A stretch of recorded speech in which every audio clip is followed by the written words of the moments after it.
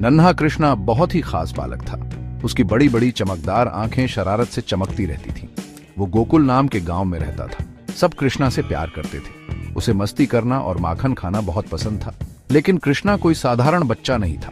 वो भगवान विष्णु का 8वां अवतार था। धरती से बुराई मिटाने आया था। कृष्णा के पालक माता पिता यशोदा और नंद उसके असली रूप से अनजान थे। वो उसे बहुत प्यार करते थे और बड़े लाड़ प्यार से पाल रहे थे। लेकिन छोटे से बालक होते हुए भी कृष्णा ने अपनी दिव्य शक्तियां दिखाई। उसने गुस्साए इंद्रदेव से गांव वालों को बचाने के लिए पूरा पहाड़ उठा लिया था। एक दिन गोकुल में एक अजीब सा अंधेरा छा गया। बच्चों की हंसी गायब हो गई। गायों ने दूध देना बंद कर दिया। हवा में डर और भारीपन सा था। पूतना नाम की एक राक्षसी आई थी। वो पाप का रूप थी। कृष्णा को मारने भेजी गई थी।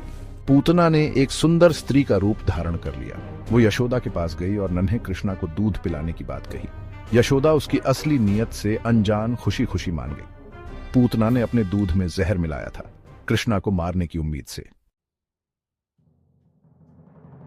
जैसे ही पूतना ने कृष्णा को गोद में लिया, कृष्णा को उसकी बुरी नीयत का एहसास हो गया। पर कृष्णा बस मुस्कुराया। उसने पूतना को कसकर पकड़ लिया और पूरी ताकत से दूध पीने लगा। पूतना को जलन महसूस हुई। उसका जहर खुद पर ही असर करने लगा। वो चीखी और कृष्णा को दूर हटाने की कोशिश की, पर कृष्णा ने उसे कसकर पकड़ा हुआ था।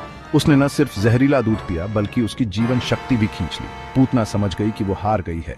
उसने अपना असली रूप दिखाया और मर गई।